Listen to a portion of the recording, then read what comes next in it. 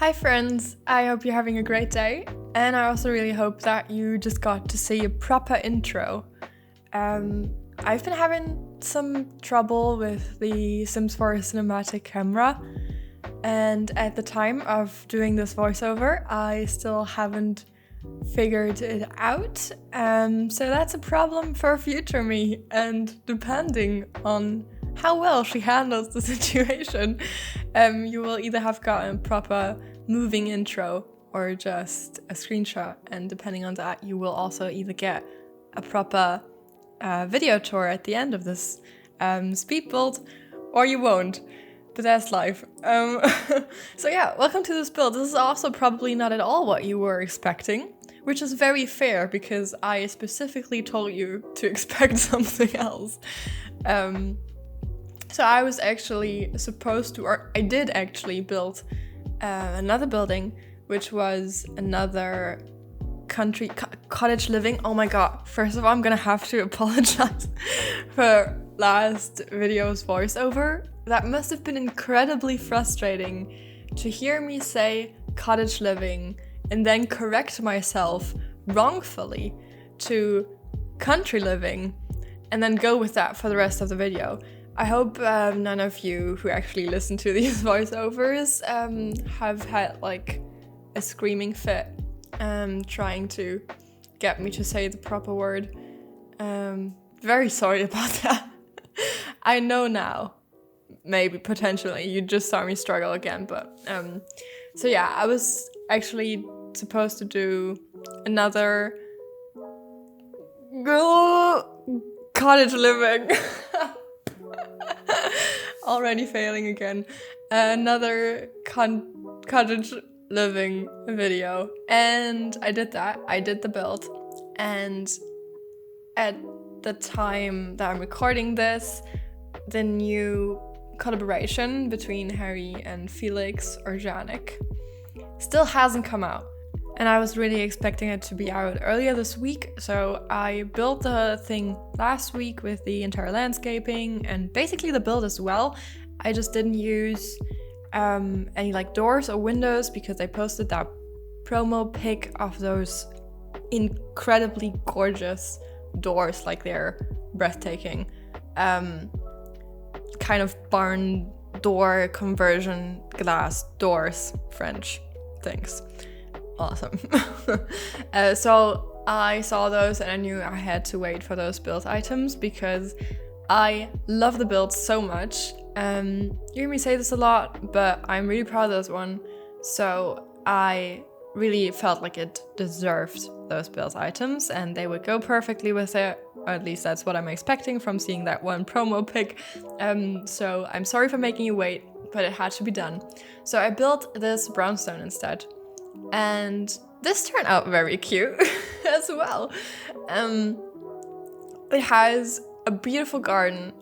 I'm gonna have to say that the garden is probably my favorite part.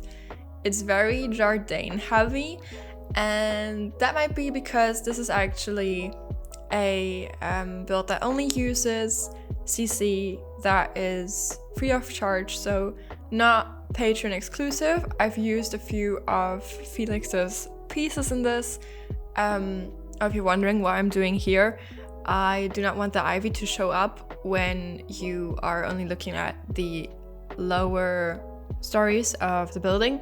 So I've added them from the second floor so they wouldn't show up when you lower the walls.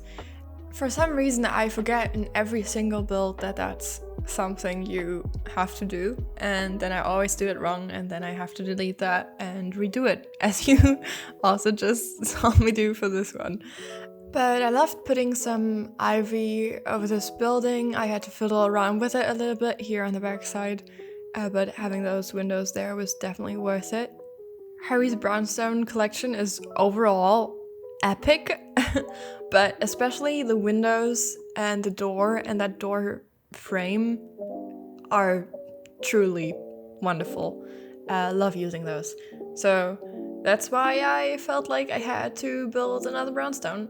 And I was also thinking that it'd be kind of cute having a slightly matching Brownstone for the Blackstone townhouse, which is that black building that you see right next door. I don't have like actual plans to fill up new crusts. That is A, promise that I would not want to make, and B, I feel like a lot of people have filled up new crusts very well, probably. So not something I'm specifically aiming for, but I'm always surprised how nice new crust looks when I build in it. I don't know why I keep forgetting. And it's also kind of nice to really build up this neighborhood, as there's 3 Brooklyn buildings next to each other there right now that I've built, and that's kind of cool. I was also thinking that if you remember the Blackstone townhouse, that is actually for 2 children, or like 2 children, 1 teenager, is what I had in mind when I built that house for that family. And then I gave this place a room for a teenager as well, and it has another guest bedroom in the basement, which could also be for a teenager. So I thought they'd just hang out with the family that lives next door, and that's pretty cool. I don't know if I only find that so exciting because I have never had a friend living in walking distance from my place, and that just seemed like a really cool thought as a kid.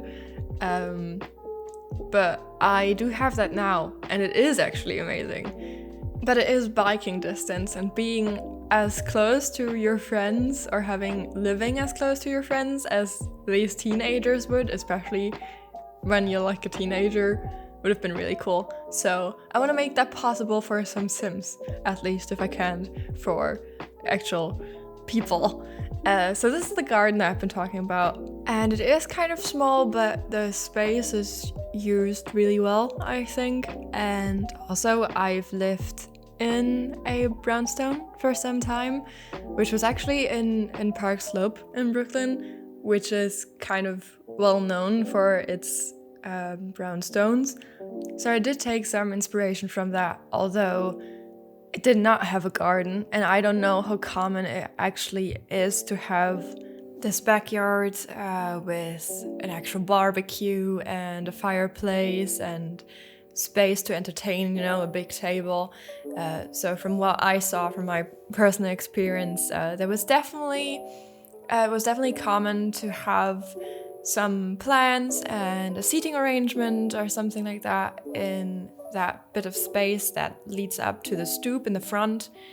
But apart from that, having this much space in this kind of backyard entertaining area definitely makes these Sims some very lucky Sims. That's what I would say. Also, they have gorgeous furniture. Thank you, custom content.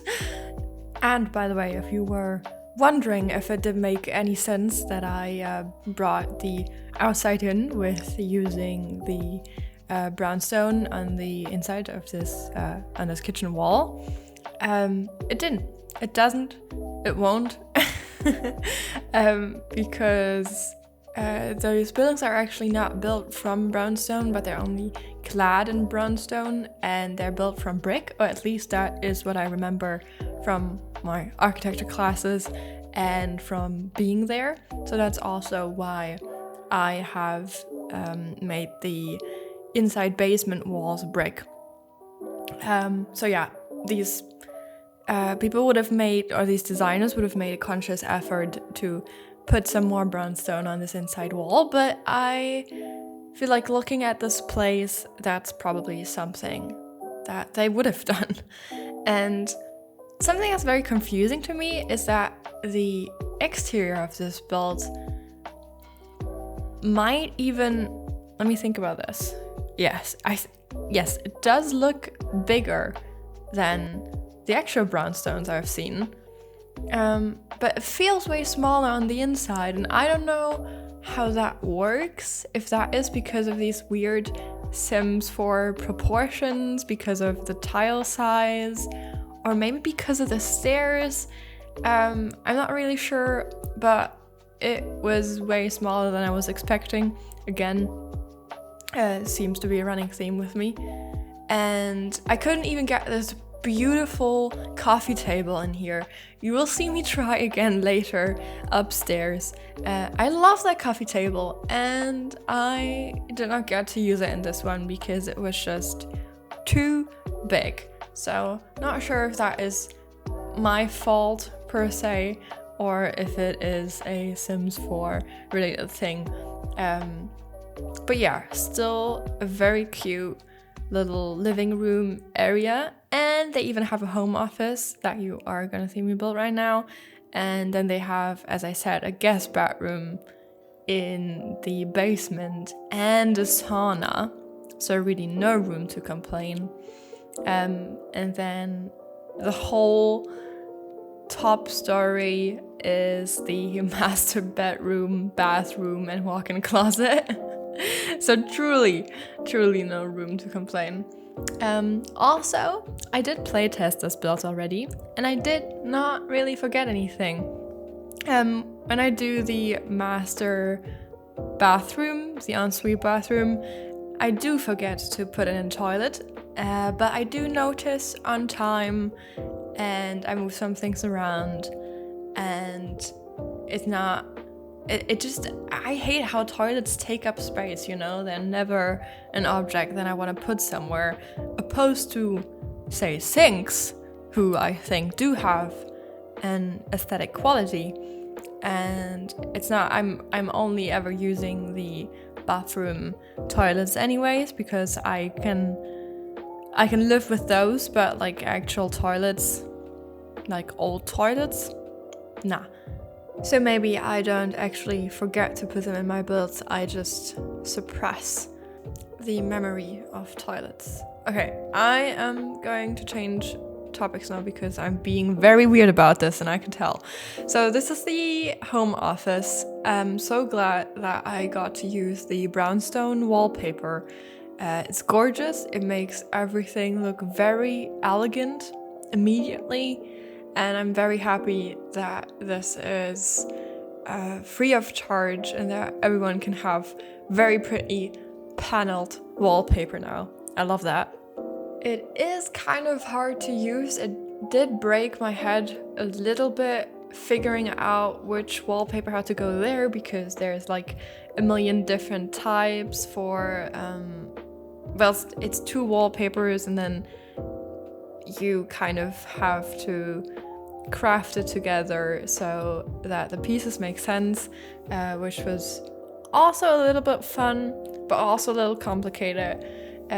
You can definitely do it, but it just takes a bit of work, but so worth it. So this is supposed to be the teenager's bedroom. If I had this as a teenager, I'm sure I would not know how to act now. And I wouldn't have known how to act then. That would have spoiled me so badly. No, I am kidding, truly. I jest. It would have been awesome, and I do want that for everybody. Before I weird you out even more with these strange tangents that I go on, by the way, I made sure that this room worked. The sofa gets moved over so much that both sides of this bed are usable. What was I saying? All right, I've talked about how voiceovers are kind of intimidating to me a few times, I think, and I really want there to be a voiceover because I personally love listening to voiceovers while watching Sims builds. It's just that I want someone talking, I don't know. So that's why I do want to provide those, but I also really want to make them interesting for you, and I want you to get more out of these builds than just the actual Sims 4 build content. I don't know if that's something that also makes sense to you. Feel free to let me know. But I've been thinking about what I could do for these voiceovers for quite some time, and I've kind of tried a few different things. But I have picked out some short stories that I might want to try and read which I think could be very entertaining. That is something that I would personally enjoy somebody else doing, I think. I just really enjoy people telling stories, especially stories that are well written or well told. It's just that I think personally I'm not a bad storyteller. Probably something that everybody thinks of themselves. I just don't want to talk too much about my personal life, and all of that's a little weird, I think. But the other day I stumbled upon this video of somebody who's a great storyteller, and that story is actually not that easy to understand. At least it wasn't for me to follow along, but I am sure that that is because this person is just so incredibly ahead of everybody else that I still wanted to let you hear that. So I'm gonna play this for you, and I hope this works and doesn't sound too distorted. But yeah, just imagine that this person looks pretty much exactly like a young Brian May when you listen to this. I'm not too eager to go back out to the bars just yet, and I think it's because of the way men interact with me. One of the most recent times that I went out was with my friend Brian, who's an absolute C-section, totally harmless. And then my friend Tommy, who's more like a non-neuter dog at a dog park. The kind of dog that when he shows up, all the huskies are like, let's kill this guy. He's just got those rock climbing hormones that he can't manage. And so men and libertarians, they take issue with him. Meanwhile, I'm like an American Girl doll that got left out in the rain. I'm lovely. Men want to protect me. They want to be chivalrous to me. I'm 6'2", but I can dry myself off with a hand towel if I must. I wear lavender deodorant. I smell like a Miyazaki film. Men want to quiz me before they even know me. Young man, what are the two most dangerous predators on Earth? I don't know, owls and ferrets? Anyway, so if I'm like at a restaurant, it'll go with a group. It'll go. The waiter will order. Will ask the women, me, children, then men. That's the order of operations to get a sense of my vibe.